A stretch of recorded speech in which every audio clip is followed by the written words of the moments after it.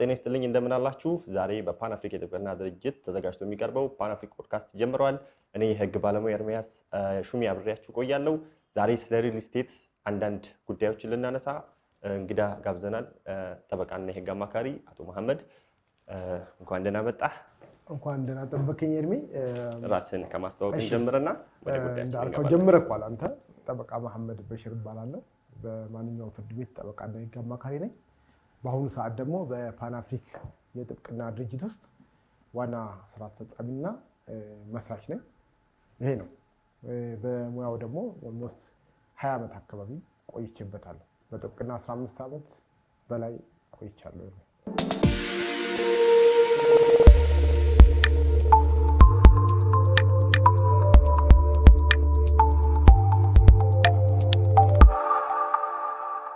አንተም የስራ ባልደረባችሁ ነኝ።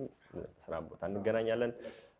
ዛሬ ተመልካቾቻችን በተለይ ግንዛቤ እንዲጨብጡበት የምንፈልገው ጉዳይ ስለ ሪል ስቴት እና ከሪል ስቴት ጋር ተያይዞ የሚነሱ ጉዳዮች ናቸው። እንደሚታወቀው እኛ ሀገር ሪል ስቴት ማርኬቱ በጣም በአጭበርባሪዎች የተሞላ እንደሆነ ይታወቃል። የምናየው ነው። በዛም ልክ ደግሞ ጥሩ የሚሰሩ ጥሩ ሪል ስቴት የሚያለሙ ለስማቸው ታማኝ የሆኑ ሪል ስቴቶች እንዳሉ ይታወቃል። ዛሬ ግን ጀነራሊ ሁሉም ጥንቃቄ እንዲያደርግ አልሚውም ገዢውም ጥንቃቄ እንዲያደርግ እሱን አስተካከል ይህን ፕሮግራም እንመራለን። ለመጀመሪያ ያክል እስቲ ሪል ስቴት ምንድን ነው ለአንተ? ሪል ስቴት ስንል ደግሞ ከሌሎች ግንባታዎች በተለይም ከኖርማል ከመደበኛ ቤት ግንባታዎች ከኮንዶሚኒየሞች ምንድን ነው የሚለየው? ይህን ያነሳውልህ ብዙ ጊዜ እኛ ከተማ ውስጥ ትንሽዬን ቤት ገንብቶ ሪል ስቴት አልሚ ነኝ እና ግዙኝ የሚል ኢሹዎች በጣም ስለሚነሱ ነው። አንዲችን አጥረተናት እንለፍ ለሁሉም እንዲሆን አድርገህ። እሺ ኤርሚ አመሰግናለሁ። ያው እንዳልከው ሪል ስቴት ሰፊ የሆነ ትርጉም ያለው ነው። እኛ ብናወራ ደስ ቢልም ስለ ህጋዊ ማዕቀፍ በህጉ ላይ ሪል ስቴት ተብሎ የሚቀመጠው ነገር ምንድን ነው? ሚኒንግፉሊ በትርጉም ደረጃ አንድ ሪል ስቴት ማለት ምን ማለት ነው የሚል ነው። በተለምዶ የኛ ሀገር የሪል ስቴት ህግ ሪሰንት ነው፣ በቅርብ ጊዜ የወጣ ህግ ነው። ከዛ ቀደም ሲሰራባቸው የነበሩት በዋናነት ከፍትሐ ብሔር ህጉ ጋር በተገናኘ የ1952 የወጣው የኢትዮጵያ ፍትሐ ብሔር ህጉን መነሻ ተደርጎ ነበር ህጉ ገቨርን ወይ ደግሞ ገዢ ህግ የነበረው። ከጊዜ ሂደት በኋላ ግን የ1357 2016 የሪል ስቴት እና የማይንቀሳቀስ ንብረቶች ግመታ አዋጅ ከጸደቀ በኋላ በትርጉም ደረጃ ሪል ስቴት የሚለውን ነገር አስቀምጦታል። በዚህ አዋጅ ላይ ኖርማሊ ምንድነው ሪል ስቴት ማለት አንድን መሬት ወደ ግንባታ መቀየር ነው። ግንባታው መኖሪያ ቤት ሊሆን ይችላል፣ ድርጅት ሊሆን ይችላል። በዚህ አግባብ የተቀመጠበት ሁኔታ አለ ትርጉሙ ማለት ነው። ስለዚህ ሪል ስቴት ማለት መሬትን በህንፃ መልክ ገንብቶ ለንግድም ለመኖሪያ ቤትም የሚሄድበት ሂደት ነው በዋናነት ሪል ስቴት ብሎ ያስቀመጠው። ስለዚህ ሪል ስቴት ማለት መገንባት መስፈርቶች ውስጥ ከዚህ ጋር ተያይዘው ካን ዊ ሴይ ዝም ብሎ ግንባታዎችን እንደ ሪል ስቴት መቁጠር እንችላለን? ታውና አስተኛ ግንባታዎች ምን መሰለህ አሁን ትልቁ ነገር ከመቼ ጀምሮ የሚለው ነው ዲተርማይን የሚያደርገው ዋና ፋክተሩ ማለት ነው። ሪል ስቴት ድሮ አልነበረም ልንን አንችልም። በኢትዮጵያ ታሪክ ውስጥ የኢህአዴግ መንግስት ከመጣ ጊዜ ጀምሮ ከዛም በፊት በዋናነት በርታ ኮንስትራክሽን ላይ አያት ሪል ስቴት እነዚህ ሪል ስቴቶች ነበሩ። ህጋዊ ማዕቀፉ ግን በዋናነት የመጣው ከ2016 ከወጣው አዋጅ ቁጥር 1357 በኋላ ነው። ስለዚህ ሪል ስቴት ከዛም በፊት ነበሩ። በፍትሐ ብሔር ህጉ ገቨርን ይገዙ ነበር። አሁን ግን ወደ አዋጅ ቁጥር 1357 ስንመጣ በተለየ መልኩ አዋጁ ጠንከር ባለ መልኩ ፎርማላይዝ ባደረገ መልኩ ያስቀመጠበት ሁኔታ አለ። ቀድሞ ሲሰራበት የነበረው ህግ ትክክል አይደለም። ትክክል ነው። በኢትዮጵያ ውስጥ በአፈጻጸም ደረጃ ህጎች አሉ። ወደ አፈጻጸሙ ስንመጣ ነው ትልቁ ችግር ነውና ህጎቹ በዛ ሰዓት የነበረው ህግ ራሱን በቻለ መልኩ የሪል ስቴት አዋጅ ነበረ ለማለት አይቻልም። ነገር ግን አሁን ካለው ከ2016 በኋላ ግን የ1357 ከወጣ በኋላ ግን ራሱን ስታንዳርድ አስቀምጧል። ለምሳሌ ካስቀመጣቸው ስታንዳርዶች አንዱ ሚኒመም 1500 ካሬ ሜትር መሆን መቻል አለበት። ቀድሞ ሲሰሩ የነበሩት እንደዚህ ናቸው። ራሳችንን ጠይቅ። ሪል ስቴት ተብሎ ሲሸጥ የነበረው በሀገር ደረጃ 200 ካሬ ሜትርም 150 ካሬ ሜትር ሪል ስቴት ተብሎ ይሸጣል። ይሄ የሄደበት አካሄድ ምናልባት ሪል ስቴት ዋና መነሻ የሚያደርገውን መሰለ የአዋጁም ዓላማ የህጉም ዓላማ ሰዎች ቤት ማግኘት ነው። ቤት ማግኘት ደግሞ ማለት የተሟላ ቤት ነው። ለምሳሌ በ100 ምናምን ካሬ ሜትር ላይ የሚሰራ ቤት የተሟላ ቤት ነው ለማለት ይቻላል። ሪል ስቴት ተብሎ ሲቋቋም 1500 ያደርገው የራሱን የቻለ ግቢ የራሱን የቻለ ኮሙኒያል የሆኑ ነገሮች ሲሟሉ ነው። ስለዚህ አዋጁ እንሰምሃው በትርጉም ደረጃ ሪል ስቴት ብሎ ያመጣቸው ከ1500 ካሬ ሜትር ቦታ በላይ በሆኑ ቦታዎች ላይ ሪል ስቴት ብሎ አስቀምጧልና ይሄንም ታሳቢ ያደርጋል። አዎ ከ250 እስከ 2500 ድረስ ነው በዋናነት ያስቀመጠውና እነዚህን ነገሮች ታሳቢ ያደረገበት ምክንያት አለ። ነገር ግን እኛ እንደ ባለሙያ እንደ ህግ ባለሙያ ከዚህ ቀደም የነበሩ ሪል ስቴቶች ትክክል ነው አንልም። ምንድነው ኦልሬዲ አብዛኛው ሰው ሪል ስቴት ብሎ እየኖረበት ያለ ነው። እኔም በአጋጣሚ ሪል ስቴት ውስጥ ነው። ስለዚህ በዚህ አግባብ ከዚህ ቀደም የነበሩት ሪል ስቴቶች ነበሩ፣ ወደፊትም ይቀጥላሉ የሚል ሀሳብ አለኝ። እርምዬ መልካም ነው የሚል ድምዳሜ ላይ መድረስ ይቻላል ማለት ነው። በተለይም በዚህ በአዋጅ ቁጥር 1357/2016 የወጣው አዋጅ ለሪል ስቴት አልሚዎችም ለገዢዎችም መልካም እድል ይዞ የመጣ ነው ማለት እንችላለን ማለት ነው። በጣም ግሩም ማብራሪያ ነበረ። አሁን ቀጣዩ የፕሮግራማችንም ትኩረት የሚሆነው ተመልካቾቻችንም ትኩረት እንዲሰጥበት የምንፈልገውን ሀሳብ ከዚህ በኋላ የምናወራው ይሆናል።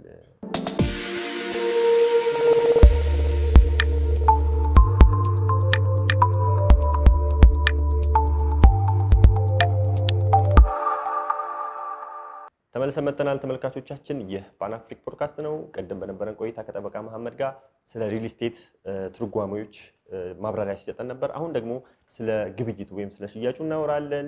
እስቲ ስለ ሽያጩ ከጠበቃ መሐመድ ጋር የምናወራው በተለይ ከግብይት ጋር በተያያዘ ከተማችን ውስጥ በተለይም በአዲስ አበባ ውስጥ የሚነሱ የሪል ስቴት ጉዳዮች በተለይም ኢሹዋቸው ከሽያጩ ጋር ነው። ከትርጉሙ ብቻ ሳይሆን ከሽያጫቸውም ጋር ብዙ ጉዳዮች ይነሳሉ።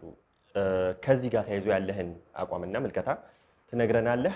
በዚህ ውስጥ ስለ ሪል ስቴት ግብይት ምንነት ወይም አንድ ህጋዊ የሪል ስቴት ሽያጭ ማሟላት ያለበት መስፈርቶች፣ በአጠቃላይ ገዢዎች ግብይት ከመፈጸማቸው በፊት ሊያደርጉት ስለሚገቡ ጥንቃቄዎች በስፋት እናወራለን ማለት ነው።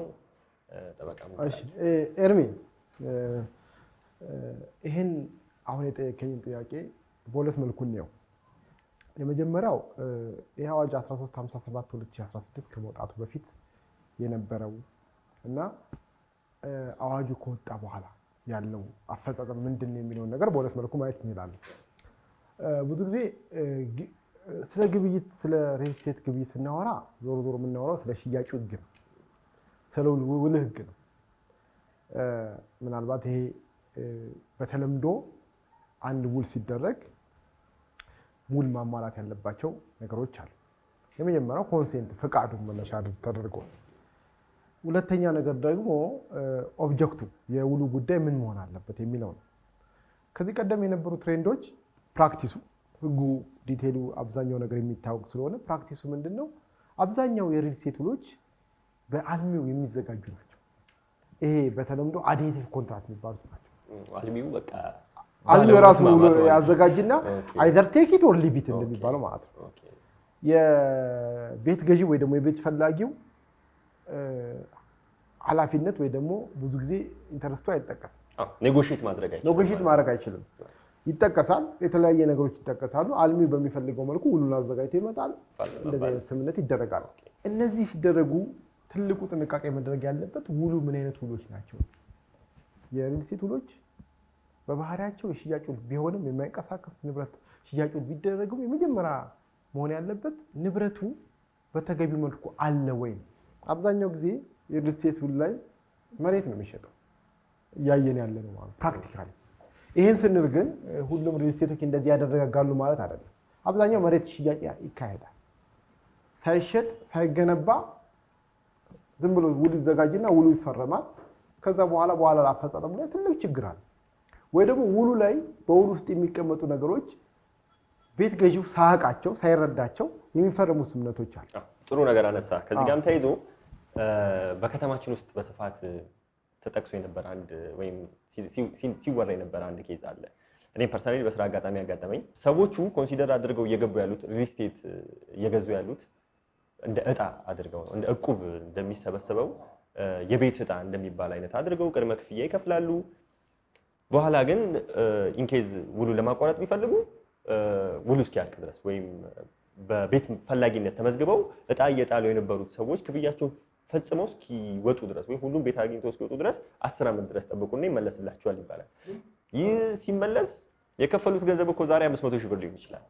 500 ሺህ ብር ከፍለው የዛሬ 10 ዓመት የ500 ሺህ ብር ዋጋ አሁን የ50 ሺህ ብር ዋጋ ላይሆን ይችላል። ይሄም አንድ ስላነሳሁ በዚሁ ላንሰው ብዬ ነው። ምን መሰለ ቅድም ጠቅሰነዋል። ምን አይነት ፍቃድ ነው የሚሰጠው ነው። አሁን ተዋዋይ ወገኖች በሪል ስቴት ላይ ምን አይነት ፍቃድ ነው የሚሰጡት የሚለው ነገር ትልቅ ኢሹ ፖይንት ነው። ለምን ችግሮችንም ስለሚቀርፍ ማለት ነው። በዋናነት ሪል ስቴት ላይ ውሎች ሲዘጋጁ እንዳልኩ ቅድም በአልሚው ነው የሚዘጋጁት። ከዛ በኋላ አብዛኛው የኛ ማህበረሰብ ዲቴል አይቶ ምናልባት ያው ብዙ ጊዜ ሪል ስቴቶች ላይ ማስታወቂያዎቹ ስለሚቀድሙ እንደዚህ አድርገን እንደዚህ ሆነን ምናምን የሚባል ነገር ስላለ አብዛኛው ጊዜ ውሉ ላይ ይታያል። ውሉ የሚለው ሌላ፣ ተጨባጭ ያለው ነገር ሌላ። እንዳልከውም ፕራክቲካሊ ያጋጥማል። ብዙ ፍርድ ቤት ያሉ ኢሹዎች እኔም በግሌ ያስኳቸው ጉዳዮች አሉ። ምናልባት የፍርድ ቤት ጉዳይ መጥቀስ ስለማንችል በተለምዶ መሬት ሽጠው የመሬት ውል አዋውለው ከዛ በኋላ ሪል ስቴት ተብሎ ተከፋፍሎ ካለቀ በኋላ ወደ ፕራክቲሱ ሲመጣ የለም። አንዳንድ ጊዜ ደግሞ ሪል ስቴት ብለው አስተዋውቀው የአክሲዮን ሽያጭ የሚያካሂዱ ሰዎች አሉ። ስለዚህ ይሄ በውሉ ላይ ምንድነው ቪሼሽን ኦፍ ኮንሴንት ነው። ውሉም ባልተገባው መልኩ መተርጎም ወይ ደግሞ ባልተገባ መልኩ መጠቀም ፍራውድ ነው ወይ ደግሞ ማታለል፣ ማጭበርበር እንደዚህ አይነት ነገር እንዳይደረግ በዋናነት መሆን ያለበት ነገር ምንድነው? ሰዎች ውል ሲያደርጉ በተቻለ መጠን በባለሙያ ተደግፈው ቢያደርጉ፣ ሁለተኛ በደንብ ቢያነቡት፣ አይተው ቢፈራረሙ እንደዚህ አይነት ነገሮች አሉና ይሄ ስንል ግን አሁንም ቅድም መስመር መሳት የሌለብን ነገር ለባለ ጉዳዮቻቸው ወይ ደግሞ ለቤት ለሸጡላቸው ሰዎች ኬር አድርገው በተገቢ መልኩ ግዴታቸውን የሚወጡ። ስለዚህ ውሎቹ ላይ ነው አንዳንድ ጊዜ ውል አዘጋጃችን ላይ በሌላኛው ወገን ስለሚዘጋጅ የተዘጋጀው ውል ደግሞ ይሄኛው የመረዳት ነገር ስለማይኖረው እንደዚህ አጨቃጫቂ ችግር የሚፈጣሪ ነገሮች ላይ ይከሰታሉና ብዙ ጊዜ ፍርድ ቤት የመሄድ በአርቢትሬሽን ኮርት የሚባላል የአርቢትሬሽን ጉዳይ ላይ መታየት በኋላ ሲታይ ደግሞ ውሉ ወደዛኛው ወገን ወደ አልሚው ያደላ ነገር ይሆንና ለመፍታት ያኛው ሰው ደግሞ ገንዘቡን የከፈለው ሰው በተገቢ መልኩ መብቱን የማያገኝበት ሁኔታ ስላሉ ውሎቹ ላይ በጣም በጥንቃቄና በስርዓት መካሄድ አለበት። ቢያነቡት ጠበቃ አግኝተው ወይም የህግ ባለሙያ አግኝተው ስለ ውሉ እንደው ማብራሪያ መጠየቅ ባይችሉ አንዳንዴ ውሉን ማንበብ በራሱ ከብዙ ጉዳት ይጠብቃል። እውነት ነው። ቁጭ ተረጋግቶ በዚህ ውል ላይ ምንድነው እየገዛው ውስጥ ያለሁት ነገር ምንድነው፣ እየከፈልኩ ያለሁት ለማን ነው፣ ምንድነው ስም ከፍለው የሚለው ቁጭ ብሎ ማየት በራሱ ከብዙ እንትን ያድናል። እኛ ጋር ውል የሚቆጠረው እንደምታውቀው ማስታወቂያ ልክ እንደ ኦፈር የሚባል ነገር ምናልባት በህግ ኦፈር የሚባል ነገር አለ አይደለ? ልክ በማስታወቂያ የምታስነግረው ነገር አንተ የምታቀርበው ነገር መሆን መቻል አለበት። በማስታወቂያ ቤት እየሸጥን ነው ብለህ እያስነገርክ ውል ላይ እጣ ነው የምትወስዱት ካልክ በጣም አስቸጋሪ ነው። ምን መሰለህ ትልቁ ነገር እንዳልከው ነው። ጉድዊል የሚባል ነገር አለ። ለምሳሌ ጉድዊል ማለት ነው አልሚው ማን ነው፣ ከዛ በኋላ ገዢውም አልሚውም በተወሰነ ደረጃ መጀመሪያ ትውቅ ነገር ቢኖር ብዙ ጊዜ ሪል ስቴት ላይ ማስታወቂያ እንዳልከው ቅድም ማስታወቂያዎቹ ይቀድማል። የማስታወቂያ ስርዓታችን ምናልባት ራሱን የቻለ ትልቅ ፕሮግራም ኖሮ ብናወራበት ደስ ይለኛል። ለምን አብዛኛው ኢትዮጵያ ውስጥ ማስታወቂያ የሚሰሩ ነገሮች መስመር እየሳቱ ናቸው። ባልተጨበጠ ነገር በሌለ ነገር ሰዎችን ምን ውስጥ የሚከቱ እየሆነ ነው፣ ፍራውድ ውስጥ እንደዚህ እናደርጋለን፣ እንደዚህ ሆነዋል፣ እንደዚህ የተባለ ብዙ ችግሮች እየተፈጠሩ ነው ያሉት። የማስታወቂያ ህጋችን ላይ በጣም ትልቅ ስራ ሊሰራ የሚገባ ነገር ይመስለኛል። የማስታወቂያ ባለሙያዎችም ሁሉም ለማለት ፈልጌ ሳይሆን አብዛኞቹ ጥንቃቄ ማድረግም አለባቸው። ማስታወቂያ ሲሰሩ ምን አይነት ማስታወቂያ ነው የሚሰሩት? የሪል ስቴት ያለቀ ቤት 80% ተጠናቀቀ፣ እንደዚህ አይነት ማስታወቂያ ይሰራል። ይሄ በፍጹም ከህግ ጋር የሚቃረን ነገር ናቸው። ኃላፊነትንም ያስከትላል። ምናልባት አሁን የዚህ የአዋጅ ቁጥር 1357 2016 ጥሩ ነገሮችን አምጥቷል። ማስታወቂያ ላይ ለምሳሌ ቤት ስትመዘግብ ምን አይነት ስርዓቶችን መከተል እንዳለብን አስቀምጦታል። አንዱ ምንድነው? አንደኛ የሚሸጠው ቤት ወይ ደግሞ ልገነባ ስታስብ ሰው ስትመዘግብ ጋራንቲ ጭምር ዋስትና ማስያዝ ያለብን ለመሆኑ አስቀምጧል። ከዛ ባሻገር ደግሞ 1500 ካሬ ሜትር በታች ቤት መገንባት የሌለብን መሆኑን በተለየ መልኩ አስቀምጧል። ስለዚህ እነዚህ ነገሮች ምንድነው ዞሮ ህግ የሚወጣው ለሁለት ዓላማ ነው። አንደኛ ሰዎች እንዲያውቁት ለማስተማር፣ ሁለተኛ የሚመጡትን ችግር ለመፍታት ነው። ስለዚህ እነዚህ አሁን አዋጅ 1357 በተሟላ መልኩ በተወሰነ ደረጃ ምናልባት አዋጁ ላይ አከራካሪ ነገሮች ሊኖሩ ይችላሉ ብለን ብናስብ፣ ነገር ግን በተወሰነ ደረጃ አንድ ስቴፕ አፕግሬድ አድርጓል። ድሮ ምንም ካልነበረ ውስጥ አሁን የሆነ የተወሰነ ነገሮችን አድርጓል። በጣም ጥሩ። እንደውም መልካም ነገር አነሳ። እንደውም ኦፍ ሪከርድ ስናወራ ስለ ሞርጌጅ ባንክ ያልከኝ ነገር ነበር። ምናልባት ካስታወስከው ብዙ ሰው አያውቀውም ብዬ አስባለሁ። አሁን በዚህ አዋጅም ዋስትና ሲል እንደዚህ አይነት ኢሹዎችን ለማንሳት የፈለገ የሚመስል አይነት ነገር አለ። እስቲ አንዴ ስለ ሞርጌጅ የነበረውን ስርዓት በተለይም በንጉሱ ዘመን ያልከኝ አይደለ? ካልተሳሳትኩ እስከ ቅርብ ጊዜ ድረስ ለምሳሌ የሞርጌጅ ባንክ ነበር። ሞርጌጅ ባንክ በተለምዶ የኮንስትራክሽን እና ቢዝነስ ባንክ የሚባል ነበር። አሁን ከኢትዮጵያ ንግድ ባንክ ጋር አንድ መርጅ አድርጓል። አሁን አለ መርጅ አድርጓል። መርጅ ሆኖ የኢትዮጵያ ንግድ ባንክ ውስጥ ገብቷል። ድሮ ምንድነው አንድ ሰው ቤት ፈላጊ መንግስት ያመቻቸውን እድል ለምሳሌ መሬት ካገኘ በኋላ ከሞርጌጅ ጋር ነው ብድሩም የክፍያ ስርዓቱን በዛ ሂደት ነበር የሚካሄደው። ይሄ ስርዓት ብዙ ጊዜ ነገሮችን ሴኪዩር ያደርጋል። ምናልባት አሁንም እኛ ሀገር ወደፊት የዚህ የካፒታል ማርኬት አውቶሪቲ እንደዚህ አይነት ነገሮች ላይ አሁን ከአክሲዮን ማህበር ጋር ምዝገባ ጀምሯል። ባንኮችን እየመዘገበ ነው። ወደፊት ቤቶችንም በዚህ ሂደት ውስጥ ይሄዳል የሚል እምነት አለ። በሌላ ዓለም የተለመደ ነገር ስለሆነ ማለት ነው። ስለዚህ ሞርጌጅ ባንኮች ስርዓትን ተከትሎ ይመጡ ነበር።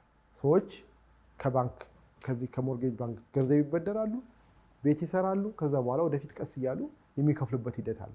ይሄኑ በተወሰነ ደረጃ እኔ የአዋጅ ቁጥር 1357 ላይ አይቼዋለሁ። አንድ ቤት ለመሸጥ ሲመዘግብ ጋራንቲ ያስይዛል፣ ዋስትና ያስይዛል። ይሄ ምንድነው?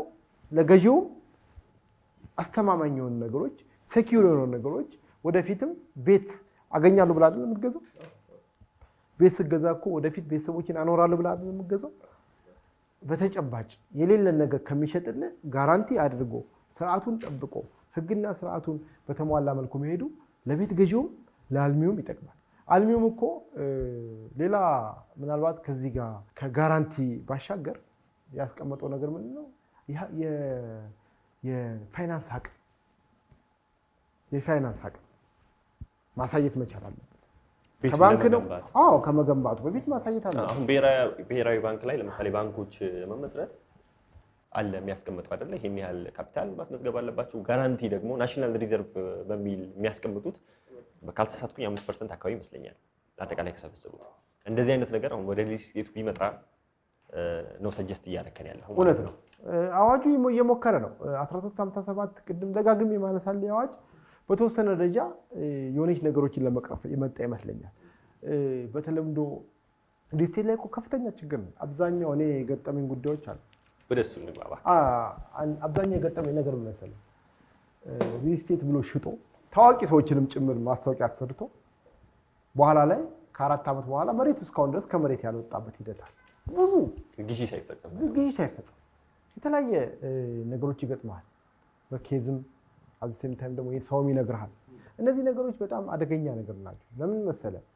በህብረተሰብ ውስጥ እምነትን ሰዎች አምነው የሆነ ነገር ሲያደርጉ ያ የእምነታቸው መሸርሸር በጣም ከፍተኛ ኢኮኖሚካል፣ ሶሻል፣ ፖለቲካል ችግሮች አሉ።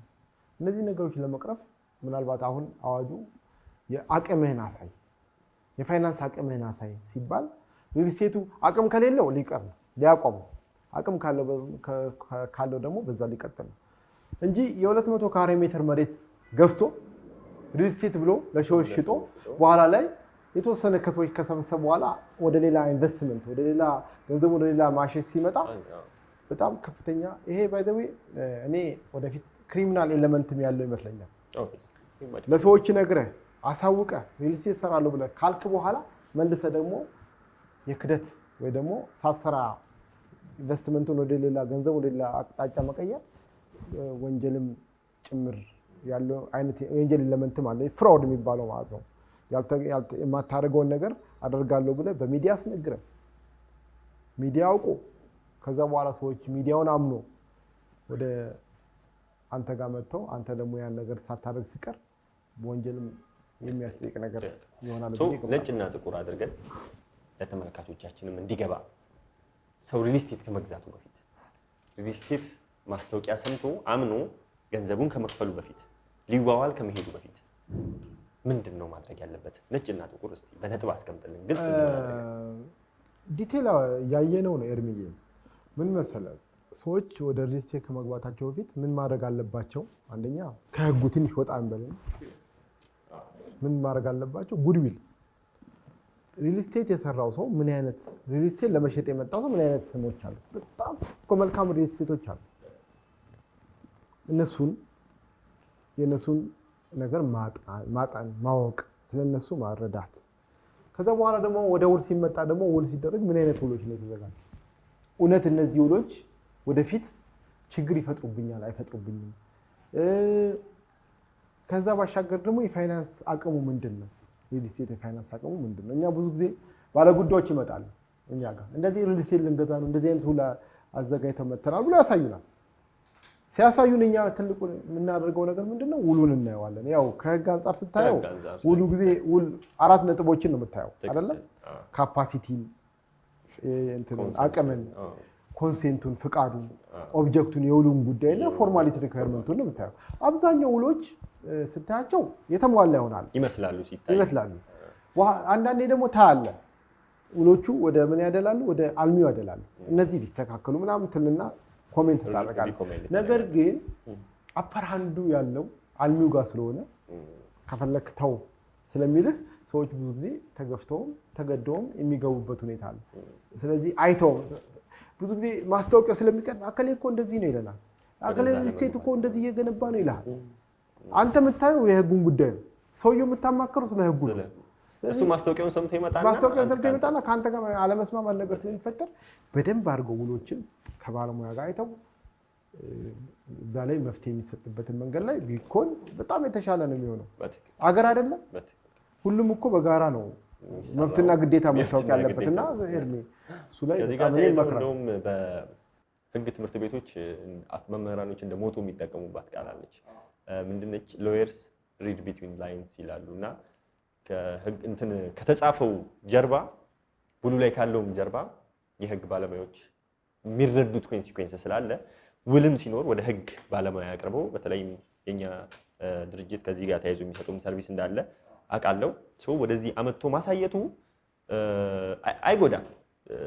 ጀስት ካፕል ኦፍ ሚኒትስ ጉዳይ ነች ማሳየቱ በራሱና እዚህ ላይ እኮ ትልቁ ነገር ምን መሰለህ የውል ህግ ስናነሳ እኮ ኢንቴንሽን ኦፍ ለጋንድ ያላል አንድ ሰው ውል ሲገባ እኮ ወደፊት እንደሚገደድ በውሉ ኃላፊነት እንደሚወስድ ጭምር አድርጎ ነው የሚገባው አይደል? ስለዚህ ሪል ስቴቱ ደግሞ በዛ መልኩ ውል ሲደረግ የጋራ ኮንሴንት የጋራ ስምምነት ያው አንዴ እኮ ኮንሴንት ማለት ነው አይተከው ተረድተከው መፈረም አይደል? ስለዚህ ሲፈርም የሚፈርመውን ነገሮች በደንብ ማወቅ መቻል አለበት። ከዚህ ጋር ብዙ ጊዜ ፕራክቲካሊ የሚያጋጥመው ነገር ምን መሰለህ አንዳንዴ ሪል ስቴት አልሚዎች አንዳንዶቹ አብዛኞቹ በመልካም ስም የሚነሱ ናቸው። አንዳንዶቹ ምን አይነት ነገር አላቸው? በባንክ ያሳዙትንም ቤት እኮ የሚሸጡበት ውዴት አለ። ወደሱ ወደ መጨረሻ ላይ እንመጣለን። ለጥያቄም እንዳነሳ ነው ሰዎች በባንክ የሚሸጡበት ሂደት አለና ከውል ህግ ግዴታ አንፃር እኮ ይሄ ተገቢነት ያለው ማለት ነው። ስለዚህ ውሎቹ ጉድዊሉ እና ያላቸው አቅም ለመስራት ከዚህ በፊት የሰሩት ነገር ታሳቢ ተደርጎ ውል ላይ ቢገባ የተሻለ ነው የሚል እምነት አለኝ። ማሜ በጣም ድንቅ ቆይታ እያሳለፍን እንገኛለን።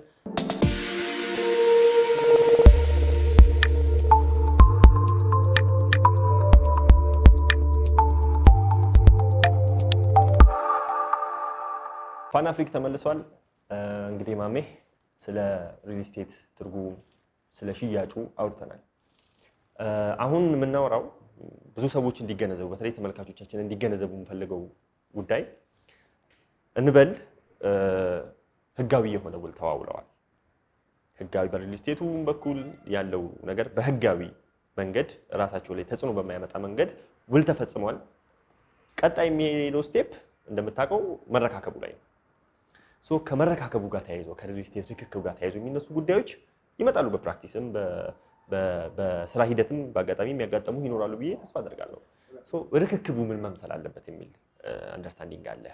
ሰዎች ሲረከቡ የሚረከቡት ምንድን ነው? ምን መረከብ አለባቸው? ቤቱን ብቻ ነው ወይ? ከሱ ጋር ተያይዞ ሌሎች መረከብ ያለባቸው ጉዳዮች መብት የሚፈጥርላቸው ጉዳዮች የሉም? ከዚህ እሱ መልስልኝና ቀጣይ ፖይንት አነሳለሁ። ኤርሚ አሁን ስለ ርክክብ ስናነሳ ትልቁ ነገር የሽያጩን መነሻ አድርገን አንድ ሪል ስቴት እናስብና ለቤት ፈላጊው ሽጦለታል። ርክክብ ስናነሳ የምናነሳው የፍትሐብሔር ሕግ ቁጥር 2266 እና ተከታይ ድንጋጌዎችን ናቸው፣ ስለ ሽያጭ ስለምናወራ ማለት ነው። እነዚህ ላይ በዋናነት ርክክብን ዲፋይን ያደርገዋል ሕጉ። ርክክብ ምንድን ነው የሚባለው ሲተረጎመው የፍትሐብሔር ሕግ ቁጥር 2274 ላይ በግልጽ ተቀምጧል። እንደውም እንግሊዘኛው ደስ ይለኛል። እኔ የእንግሊዘኛው ትርጉም ዴሊቨሪ ማለት ሚንስ ይልና ሃንዲንግ ኦቨሬቲንግ ኤንድ ኢትስ አክሰሰሪ አኮርዲንግ ቱ ዘ ኮንትራክት ይላል። እቃውንና ከእቃው ጋር ተገናኝነት ያላቸውን ነገሮች አንድ ላይ ማስረከብ መቻል አለበት። ይሄ የሽያጩ ሕግ አንደኛው የሻጭ ዋነኛውና ትልቁ ግዴታ ነው። እቃውን ማስረከብ አለበት። ሁለተኛ ከዚህ ጋር ከርክክብ ጋር ስናነሳ ርክክብ ዳይሬክትሊ ትራንስፈር ኦፍ ኦነርሺፕንም ጭምር ያደርጋል። የባለቤትነትን መብትን ያስተላልፋል። ስታስተላልፍ ምንድን ነው የምታስተላልፈው? መቼስ ነው ጊዜው መቼስ ማለት ከዚህ ከርክክብ ጋር ተያይዞ አንዳንዴ መቼስ ነው መረከብ ያለባቸው የሚለውንም መነሳት ያለበት ይመስለኛል። ኦልሬዲ ጥያቄ ውስጥ ስላላካተትኩት መቼ ነው፣ ስንት ፐርሰንት ሲደርስ ነው፣ ሙሉ በሙሉ ሲጠናቀቅ ነው ወይስ የሚሉትንም ቅድም የጠቀስናት አዋጅ የተወሰነች ነገር ስለምትል እንትን በልን። ከዛ ጋር ተያይዞ ምን ይዘን ነው ርክክብ ውስጥ የሚገባው የሚለውም አሪፍ ሀሳብ ነውና ሁለቱን አንድ ላይ ያይዘን ማለት ነው። ኤርሚ አሁንም ቅድም ብዬልሃለሁ፣ በትርጉም ደረጃ ይሄ ማስረከብ ማለት ምን ማለት ነው የሚለው ነገር በጣም በዚህ ትልቅ ኢሹ ነው። አብዛኛው ክርክሮችም ከርክክብ ጋር የተገናኙ ናቸው። ውል ላይ ብዙ ችግር የለም። ውል ይፈራረማል፣ ሰው ከውል ተፈራርሞ ይመጣል። ከዛ በኋላ መጨረሻ ላይ ርክክብ ሲመጣ ነው አላስረከበኝም፣ አጉድሎብኛል፣ እኔ በፈለኩት መልኩ አላደረገም፣ መጀመሪያ ያደረገው ስምምነት እንደዚህ ነበረ የሚለው ኢሹ የሚነሱት ብዙ ጊዜ ከርክክብ ጋር በተገናኘ ነው።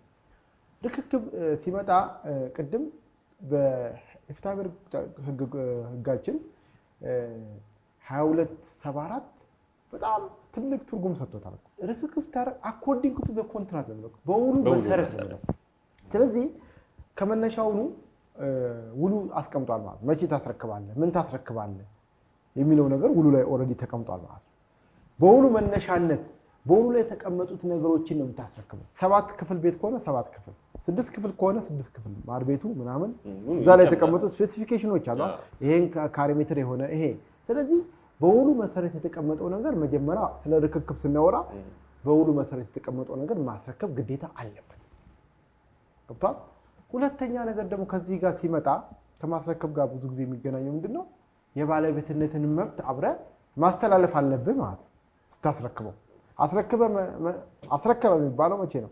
አኮርዲንግ ቱ ዘ ኮንትራክት ስመ ሀብቱንም ስታዞርለት ሙሉ ለሙሉ ስመ ሀብቱንም ስታዞርለት ነው። ምን አይነት መብቶችን ነው የምታስተላልፈው ነው ትልቁ ነገር። የፍትሐብሔር ሕጋችን ላይ አንድ ሰው የሚያስተላልፈው ነገር ከዕዳ ነፃ ይሆናል። እንደውም እንግሊዘኛው ምን ይላል? ፍሪ ፍሮም ኢንከምብራንስ ይላል አይደለ? ትክክል። ከእዳ ከተለያየ ነገር ከማንኛውም ችግሮች ነፃ በሆነ መልኩ ማስተላለፍ መቻል አለበት። እንደዚህ አይነት ነገር እየተደረገ ነው ወይ ነው?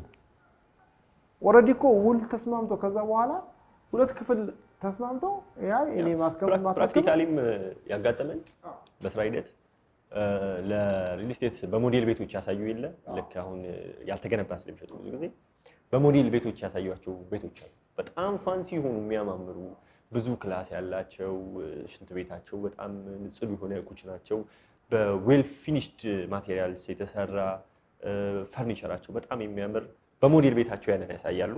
ሰው ያንን አስዩም ያደርጋል። ኮንትራክት ውስጥ ሲገባ እንዳልከው በቀድሞ ክፍለ ጊዜያችን ላይ ስናወራ ውሉን በደንብ አያነበውም። በዛ መሰረት ይፈርማል። ኢንፋክት በውሉም ትክክል ቢሆን እንኳን የተዋሉት ርክክቡ ላይ ሲመጣ ግን ኳሊቲ በወረደ ማቴሪያል እንደዚህ አይነት ኢሹዎች ሲነሱ ሰዎች ምንድነው ማድረግ ያለባቸው? ውሉ ላይ የተቀመጡ ነገሮችን በደንብ በዝርዝር መረካከብ ያስፈልጋል። አዘርዋይስ እኮ ርክክብ አልተካሄደም። ለምን መሰለህ? የፍትሐብሔር ሕግ ቁጥሩ 274 ደጋግሞ አኮርዲንግ ቱ ዘ ኮንትራክት በውሉ መሰረት ሲል ውሉ ላይ የተቀመጡ ነገሮችን ሃንድ ኦቨር መደረግ መቻል አለባቸው ነው እያንዳንዱ ነገር። አዎ ለምሳሌ ይሄ ከሪስክም ጋር አብሮ ስለሚገናኝ ነው። ምናልባት የፍትሐብሔር ሕግ ቁጥር 23 ላይ አንድ ሰው ካስተላለፈ በኋላ ሪስኩን አብሮ ነው የሚያስተላልፈው አይደለም? ሪስክ ትራንስፈር አፖን ዴሊቨሪ ነው የሚለው 23 ላይ ፍትሐብሔር ሕግ ቁጥር። ስለዚህ ሪስኩን አብሮ ስለሚያስተላልፍ በውሉ መሰረት ውሉ ላይ የተቀመጡትን ቅድመ ሁኔታዎች እዛ ላይ የተቀመጡትን ነገሮች ባለ መልኩ ምንም ሳይጓደል ነው አብሮ ማስተላለፍ ያለበትና ማስተላለፍ ማለት እነዚህንም ጭምር ስለሚያደርግ ነው። ብዙ ጊዜ ፍርድ ቤት ላይ ክርክር የሚነሱት እነዚህ ናቸው። መዋኛ ገንዳ ያለው ቤት ብለው ለነሱ ይሽጥኩላችሁ ቤቱን ይላል እንጂ ኮሚናሉን አልሸጥኩላችሁ ይላል። ሰዎቹ ግን አስዩም የሚያደርጉት ገዢዎቹ ኮሚናሉንም ጭምር ነው። እና ብዙ ክርክሮች ፍርድ ቤት ይነሱና ፍርድ ቤት በምን አይቶ ጉዳዩን አይቶ የሚወስንበት ሁኔታ አለና ምንድነው ማድረግ ያለባቸው ሰዎች እንደዚህ አይነት ጉዳይ ሲያጋጥማቸው ወደ ፍርድ ቤት ቀጥታ መሄድ ነው ወይስ ደግሞ ሌላ አማራጭ የምንላቸው ግጭት መፍቻ እንትኖች አሉ? በአዋጁም 1357 ላይ የተጠቀሱ ነገሮች አሉ። ለዚህ አይነት ኢሹዎች በሚፈጠሩ ጊዜ እንደ ጠበቃ ምንድነው ሰጀስት የምታደርጉ ሰዎች? ምንድነው የተዋሉት ነገር ምንድነው? እኛም እንደ ባለሙያ የምናየው ምን ተዋልክ ነው። ለምን መሰለህ? በፍትሐብሔር ሕግ ቁጥር 1731 ላይ ውል በተዋዋይ ሰዎች ላይ ምንድነው? ህግ ነው አይደለ? ስለዚህ ህጉ ምንድነው? የተዋሉት ነገር ምንድነው? የተስማሙበት ነገር ምንድነው? ኢንቴንሽናቸው ምንድነው? ሐሳባቸው፣ ፍቃዳቸው የሰጡበት ነገር ምንድነው የሚለው ነገር ዲተርማይን ያደርጋል አይደል? ለመወሰንም ጠበቃውም ጉዳዩ ሲመጣለት እኮ መጀመሪያ ሰነዱን ነው የሚያየው እንጂ የሰውየውን ኢንቴንሽን አያነብም፣ አይችልም። ወደ ፍርድ ቤትም አንድ ጉዳይ ይዘህ ስትሄድም እኮ ለመርታትም ጉዳዩንም በተገቢ መልኩ ለመገንዘብም ሰውየው የተዋለው ነገር በጣም ወሳኝነት አለ። ስለዚህ ምንድነው የተዋልከው ነው የምንለው። የተዋልከው ነገር እናይና አይ ይሄን አላስረከበህም፣ ይሄን በዚህ አግባብ ማስረከብ ነበረበት ተብሎ ይሄዳል። ብዙ ጊዜ ምን መሰለህ የውል ሕጋችን ሰፊ ነው። ምናልባት ስለ ውል ሕግ ካወራን ምናልባት 2-3 ቀን ሊፈጅብንም ይችላል። ሰፊ ስለሆነ ማለት ነው። ውል ምናልባት ከፍትሐብሔር ሕግ ቁጥር 16 ምናምን ይነሳና ወደ 18 አካባቢ ነው የሚያቆመው። በጣም በእያንዳንዱ ነገር ላይ ዲፕ የሆነ አናሊሲስ ሕጉ አስቀምጧል። ስለዚህ ውሏችን ላይ ምንድነው የተፈራረምነው፣ ምንድነው የተዋዋልነው፣ ይሄንስ የምንፈታበት መንገድ ምንድነው የሚለው ነገር በዛ አግባብ የሚታየው ነው። እኔ በጣም ከውል ሕግ ከሚመስጠኝ አንዱ 1731 ለምን እንደሆነ ከተፈራረምክ በኋላ ሕግ ነው በመካከል ይላል። ለምንድን ነው ሕግ ነው የሚለው? ትገደዳለህ እያለህ እኮ የምትገደደውን ነገር ነው የፈረምከው ነው። አይ ይሄን ነገር እኮ የፈረምኩት እንደዚህ አይደለም እንዳትልም ጭምር ውሉን ተስማምተህ አስበህበት መፈራረም ግድ ነው የሚለው ነገር አለ። አዋጅ ቁጥር 1357 በተወሰነ ደረጃ መፍቻዎቹን መንገዶችን አስቀምጧል። ኮሚቴ እንደሚዋቀር በጋራ የሚታይበት ሂደት አብዛኛው እንደውም አዋጅ ቁጥር 1357 ፍርድ ቤትን አያበረታታም። እዛው መፍቻ መንገዶችን አስቀምጧል። በኮሚቴ ይታያል ይላል። ከዛ በኋላ ጉዳይህን ታቀርባለህ። ጉዳይህን ካቀረብክ በኋላ ራሳቸው ውሳኔ ይሰጣሉ። እንደዚህ ሂደቶች አሉ። በአብዛኛው ጊዜ የሪል ስቴት ውሎችንም ካየክ ከፍርድ ቤት ባሻገር በአርቢትሬሽን ትሪቡናልስ ግልግል በልኩ አስማሚ ጋር እንደሚታይ አስቀምጧል። ይሄንም ብዙ ጊዜ ይበረታታል። አንደኛ ከጊዜ አንጻር ከወጪም አንጻር በአርቢትሬሽን የሚታይበት ሂደት አለ። ከዛ ባሻገር ግን ትልቁ ነገር እድሜ እኔ እንደ ባለሙያም አዋጅ ቁጥር 1357 ቅድመ ማስጠንቀቂያዎችን እኮ አስቀምጧል። ከችግሩ በፊት አሁን አንተ እየጠየቅኝ ያለው ስለ ችግሩ አይደል? ከችግሩ በፊት እኮ አስቀምጧል። 80% ያልተጠናቀቀ ቤት መሸጥ አይቻልም፣ ማስረከብ አይቻልም። ሳኒታሪዎቹ ትመዘግባለህ፣ ግን ማስረከብ ሳኒታሪ አድርጎ አሟልቶ ነው መሸጥ ያለበት። ይህን ያላደረገ ሪል ስቴት ያው ከአዋጅ መቃረን እኮ ውሉ ከአዋጅ የተቃረኑ ውሎች እኮ ከህግ የተቃረኑ ውሎች ናቸው አይደል? ይጸናሉ እንዴ? ውሉ አንደኛ እኮ የውል ጉዳይ ህጋዊ መሆን መቻል አለበት አይደል? ውል ከአንደኛው መስፈርቱ ምንድነው? ህጋዊነት። የውል ጉዳይ ህጋዊ መሆን ህገ ወጥ ነገር ማዋዋል አይቻልም። ስለዚህ ያስቀምጧል እኮ አዋጁ 80% መሆን አለባቸው ቢያንስ።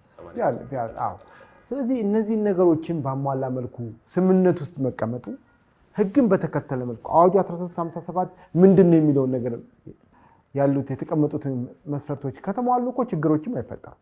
ችግሮች ከተፈጠሩ ደግሞ በአርቢትሬሽን የሚዳኙና መፍትሄ የሚያገኙ ነው ብዬ አምናለሁ። ለምን መሰለህ ማሚ ይሄን ጥያቄ ጠየቁ። ሰዎች እንደምታውቀው እንደዚህ አይነት ኢሹ ሲፈጠሩባቸው ትሮማ ውስጥ ነው የሚገቡት፣ መደንገጥ ውስጥ ነው የሚገቡት። ወይኔ በቃ ተበላው ገንዘቤን የሚል ውስጥ ነው የሚገቡት። ያ ደግሞ አንደኛ ገንዘባቸውን እንዲበሉ ያደርጋቸዋል። ለምሳሌ ወደ ፍርድ ቤት የሚያስቸኩልም ላይሆን ይችላል ጉዳዮቹ። አሁን ሁሉም ጉዳይ እንደምታውቀው የዳኝነት ክፍያ የደረሰበትን ጣሪያ እናውቃለን። ከዚህ ጋር ተያይዞ ሁሉንም ጉዳዮች ደግሞ ወደ ፍርድ ቤት ሮጦ መውሰድም ትክክል ላይሆን ይችላል። ከፍርድ ቤት ውጭ የሆኑ አማራጮችን አዋጁም ስላስቀመጠው አንተም በዚሁ ረገድ ብዙ ልምድ ስላለ እንደዚህ አይነት ኢሹዎች ሲኖሩ ሰዎች ቶሎ ብለው ወደ ፍርድ ቤት ከመሮጥ ይልቅ ሌላ አማራጮች እንዲያስቡ አዋጁም ስለሚያበረታታ በዛ ልክ ያንተም ያነሳው ሐሳብ ይሄንን ስለሚደግፍ ለተመልካቾችም ግልጽ ለማድረግ ያህል ነው ይሄንን ያነሳሁት። ጠመርካቸው አልከኝ መሰለኝ። እኔ እርሜ ምን መሰለህ ትልቁ ነገር አሁን በዚህ ሀገር ላይ ያው ምናልባት ከርዕሳችን እንዳንወጣ ስጋት አለኝ እንጂ ይሄ የዚህ የማስታወቂያ ነገር በጣም ያንገበግበኛል። አንዳንድ ታዋቂ ሰዎችም በዚህ ደረጃ ያው ሪል ስቴት ላይ ብቻ ኮንሰንትሬት አደረግን እንጂ የመኪና ሽያጭ ላይ እያየን ነው አይደል? ማስታወቂያ እንደዚህ እናቀርብልሃለን ተብሎ ግለሰቦች ታዋቂ ሰዎችን መነሻ አድርጎ የመጨረሻው የመታለል ነገር አለ። ፍርድ ቤትም ብዙ ጊዜ ያጨናንቃል። ፍርድ ቤቶች የተጨናነቁ ነው። ሰዎችም ውል ሲዋዋሉ ታሳቢ የገንዘብ ቅናሹን መነሻ አድርገው ሳይሆን ማድረግ ያለባቸው በትክክለኛ የትኛው ሪል ስቴት የኔን ጉዳይ ወይ ደግሞ የሸጥኩትን ቤት ያስረክበኛል የሚለው ነገር እኮ መታየት አለበት እኮ። ዝቅተኛ ገንዘብ ያው እያንዳንዱ የኢኮኖሚ አቅም ሊኖር ይችላል፣ የኢኮኖሚ ውስንነት ሊኖር ይችላል። የኢኮኖሚ ውስንነትን ታሳቢ ሳይሆን በትክክለኛው ከየትኛው ሪል ስቴት ጋር ውል ያደረኩት የሚለውን ነገር እኮ በደንብ መታየት መቻል አለበት። እነዛ ሳያደርጉ ሲቀሩ ምን ይሆናል? ችግር እየሆነ ነው እኮ። የማስታወቂያ ትልልቅ ታዋቂ ሰዎችም ከህብረተሰቡ የመጭበርበር ተግባር ውስጥ ትብብር ባደርጉ የሚል ሀሳብ አለ እንደ ህግ ባለሙያ። ለምን መሰለህ? ህግ ያስጠይቃል። በህግ አለማወቅ ግን አለማወቅ እኮ ይቅርታ አትሰጥም። ይሄ ብዙ ጊዜ የተለመደ ብሂል ነው አይደለም? ይሄ አንድ ሰው ወደ ሪል ስቴት ሲዋዋል ወይ ደግሞ ወደ ውል ሲያደርግ ማየት ያለበት የሚሸጥልኝ ግለሰብ ወይ ደግሞ ሪል ስቴት የትኛው ሪል ስቴት ነው የሚለውን ነገር በዛ መልኩ እንትን ማድረግ መቻል አለበት፣ መገንዘብ መቻል አለበት፣ ጉዲኑን ማወቅ አለበት እንጂ ዝቅተኛ ዋጋ ነው በ1 ሚሊዮን 500 ሺህ ቤት ታገኛለህ ብሎ ማስታወቂያ ሲሰራ አልነበር እንዴ? በ3 ሚሊዮን ብር ምንድን ነው የሚሰራው? በ3 ሚሊዮን ብር ሲያዋጣል የገበያው ዋጋ ነው አሁን ያለው የገበያው ዋጋ ነው። ስለዚህ እነዚህ ነገሮችንም ከመነሻው ነው እየቀረፍን መሄድ መቻል አለበት። ግለሰቦቹ ማን ናቸው የሚሸጡት? ማስታወቂያ የሚሰሩ ሰዎችንም ወደፊት ኃላፊነትም ጭምር አለ እኮ። በወንጀል ይጠየቃል፣ በፍትሐ ብሔር ይጠየቃል፣ ያስጠይቃል። ምናልባት ይሄ ርዕስ ኤርሚ ወደፊት በደንብ እናየዋለን። ማስታወቂያን በተመለከተ አንድ ፕሮግራም ይኖረናል። በጣም ደስ የሚል ቆይታ ነው ከመሐመድ ጋር እያደረግን ያለ ነው። እንደ መደምደሚያ ሐሳብ እንደ አጠቃላይ እንደ መደምደሚያ ሐሳብ እኛ ከመጀመሪያ እስከ መጨረሻ ያው ፕሮግራማችን ባላንስ ነው የምናደርገው። እንደ ህግ ባለሙያም የህግ ባለሙያም ስትሆን ብዙ ጊዜ መረጃን ሳይሆን ማስረጃን መሰረት አድርገህ ነው የምትሄደው። ትክክል። በሁለቱም በኩል ነው፣ በአልሚውም በገዢውም በኩል ባላንስ የተደረጉ ውሎች መደረግ አለባቸው የሚል የመጀመሪያ እምነት አለኝ እኔ። አድሄሲቭ ኮንትራቶች ወይ ደግሞ በአንድ አካል ብቻ የሚዘጋጁ ውሎች አስቸጋሪ ናቸው፣ ለአፈጻጸም አስቸጋሪ ስለሚሆኑ እነዛ ውሎችን ቢመጡ አስተያየት ተሰስቶ ገዢው በደንብ አድርጎ አይቷቸው ያመነበት ውል ላይ መፈረም አለበት የሚል የመጀመሪያ አቋም አለ። ለምን እንደ ህግ ባለሙያ እኮ ህግ ባለሙያ ችግሮች ከተፈጠሩ በኋላ አይደለም በዋናነት እንትኑን ምንድነው ችግሮች የሚፈታው ከመፈጠሩም በፊትም ቅድመ ክልክል አዎ የህጋችን ዓላማ እሱ አይደል? አንደኛ የህጋችን እንደ አጠቃላይ ዓላማ እኮ ወንጀል እንዳይመጣ ወይ ደግሞ የሆነ ነገር ውስጥ እንዳይገባ መከላከል ነው። ስለዚህ የህግ ባለሙያ ቢያውሉ ጥሩ ነው። እኛም ብዙ ጊዜ ይመጣልናል እንደ ባለጉዳይ ሲመጡልን የተዋውሉትን ውሎችን እናያልና ውሎችን አይተን በዛ አግባብ አስተያየት እንሰጣለን። አስተያየታችን ያው ተቀባይነት ይኑረው አይኑረው፣ ነገር ግን እነዚህ አይነት ውሎች እንደዚህ አይነት ነገሮች መስፈርቶች መደረግ አለባቸው፣ አዋጅ ቁጥር 1357 እንደዚህ ይላል፣ የድሮ ፍትሐ ብሔር ህጋችን እንደዚህ ይላል ብለን የራሳችንን አስተያየት እንሰጣለንና ምንድነው የሚደረጉ ውሎችንም ህግንና ህግን መነሻ አድርገው ብቻ ቢደረጉ የሚል ሀሳብ ለመጠቅለል ነው። ከዛ ባሻገር ደግሞ አልሚዎችም በተቻለ መጠን ዞሮ ዞሮ ለህብረተሰቡ አይደለ የሚሰሩት ትርፍን ለማግኘት ብቻ አይደለም እኮ የሚሰራው፣ ህብረተሰቡን ማገልገል ግዴታ ስላለብህ የምትሸጠውን ንብረት በተገቢ መልኩ የሰራከው ያለ በተጨባጭ ያለ ንብረት ላይ ሽያጭ ብታደርግ ወደፊትም ይጠቅማል የሚል ሀሳብ አለኝ። በዛም ባሻገር ህጎችም ጠንካራ መሆን መቻል አለባቸው። 1357 ህጉ መውጣቱ ብቻ ሳይሆን አፈጻጸማቸውን በዛ መልኩ ጠንካራ መሆን መቻል አለባቸው። ምናልባት ደንብ ይወጣለታል ብሎ ስለሚያስቀምጥ 1357 ደንቡ እየተጠበቀ ይመስለኛል። ስለዚህ የአፈጻጸም ደንባቸው በዛ መልኩ ሪል ስቴቶቹን መገምገም ማየት፣ የትኛው ሪል ስቴት ምን እያደረገ ነው የሚለውን ነገር በተገቢ መልኩ አይቶ ፍቃድም ሲሰጥ ከፍቃድ ጀምሮ ይጀምራልና ያው ህብረተሰብ አይደል መንግስት መወገን ያለበት ለህዝብ። ስለዚህ የመንግስት አካላቶች በዚህ አግባብ ውሎች ሲደረጉ አፈጻጸማቸው ምንድነው፣ የነበሩት ሁኔታዎች ችግሮችን በምን አግባብ ይቀርፋል የሚለውን ነገሮችንም በተለየ በደንብ አይተው መፍትሄ መስጠት አለባቸው። 1357ንም በዛ አግባብ ደንቡ ሞቶ አፈጻጸሙን በዛ መልኩ ይሆናል የሚል እምነት አለኝ እመኛለሁ። በጣም ጥሩ ተመልካቾቻችን፣ እስካሁን ከጠበቃ መሐመድ ጋር በፓን አፍሪክ ፖድካስት የነበረን ቆይታ ይህንን ይመስላል። እርግጠኛ ነኝ የዛሬው ፕሮግራም ለአብዛኞቻችሁ ሪል ስቴት ለመግዛት ያሰባችሁም በሪል ስቴት ዘርፍም አልሚ ሆናችሁ እየተንቀሳቀሳችሁ ላላችሁ ለሁላችንም መልካም ፕሮግራም ይመስለኛል። ከዚህ ጋር ተያይዞ ይህንን ፕሮግራም ሳታዩ ይህንን ፕሮግራም ሳትገነዘቡት ሳትረዱት ቤት ለመግዛት ባትወስኑ ብዬ እመክራለሁ። አመሰግናለሁ።